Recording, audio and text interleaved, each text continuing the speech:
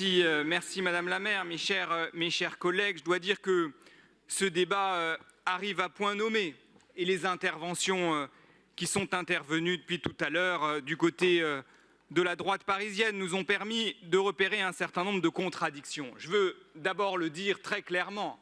La droite parisienne est tout de même très mal placée pour nous donner des leçons de bonne gestion. Vous l'êtes doublement mal placée. Mal placée d'abord en tant que membre d'une majorité nationale qui a fait exploser la dette française de 1 000 milliards d'euros. C'est quand même une réalité à laquelle vous ne pouvez pas vous dérober. D'autant que vous avez dans vos bancs, et pour candidate aux prochaines élections municipales, une ministre de ce gouvernement qui, je le redis, a fait exploser la dette du pays de 1 000 milliards d'euros. Et la bouche en cœur, vous venez nous voir en nous disant comment bien gérer la ville. Mais enfin, vous plaisantez. Dans quel monde quelqu'un qui ruine le pays revient dans sa ville et explique voilà comment il faut faire pour bien gérer cette cité? Mais enfin, c'est une plaisanterie. C'est une plaisanterie et personne ne peut vous croire. Et encore, si vous aviez investi pour gérer le pays et le faire avancer, mais enfin quand même, depuis 8 ans, explosion des inégalités sociales en France comme on ne l'avait pas connu depuis 30 ans. Un gouvernement qui a conduit au fait que la France est condamnée pour inaction climatique. Ça fait rire Madame Dati, mais elle ne sait pas de quoi on parle.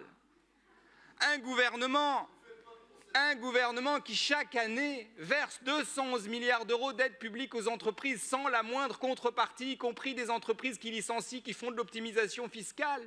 Enfin, voilà la réalité de la gestion nationale que vous soutenez. Alors, je sais que vous la soutenez depuis pas longtemps parce que votre opportunisme vous a conduit à le faire sur le tard, mais c'est une réalité politique à laquelle, là aussi, vous ne pouvez pas vous dérober.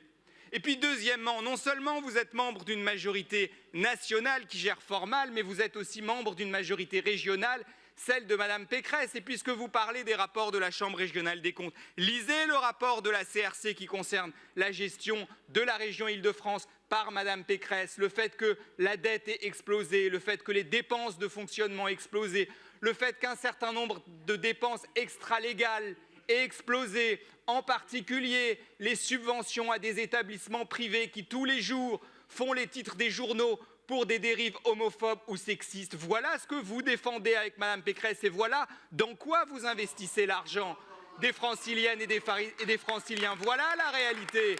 Mais ne dites pas non, Monsieur Boulard. Votre groupe est intervenu, y compris en Conseil de Paris, pour défendre Stanislas. Ne faites pas les innocents, lisez les comptes rendus du Conseil de Paris. Alors oui, pour ce qui nous concerne, nous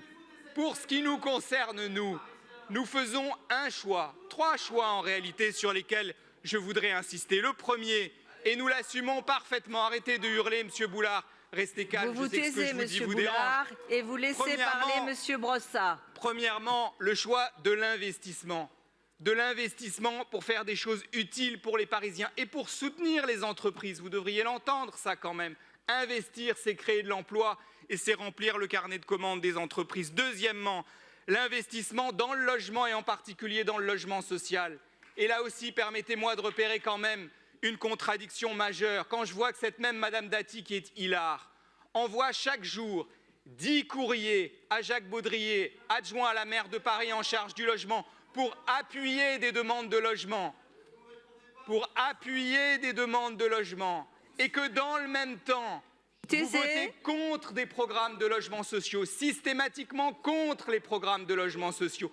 Quel cynisme dégoûtant qui consiste d'une part à croiser des gens dans la rue et à leur dire Boulard, on va soutenir votre demande de logement. Et dès lors qu'ils ont le dos tourné, à voter contre le financement du logement social. Mais quelle honte, mais je serais vous, je mourrais de honte. Faire croire aux gens qu'on les soutient quand on leur plante un poignard dans le dos dès lors qu'ils ont le dos tourné et qu'on vote contre la programmation de logements sociaux. Les logements sociaux, ils ne se construisent pas avec de la salive, ils ne se construisent pas avec des larmes de crocodile qu'on verse devant une dame sous une tente, ils ne se construisent pas avec l'encre d'un courrier qu'on envoie à un adjoint au maire.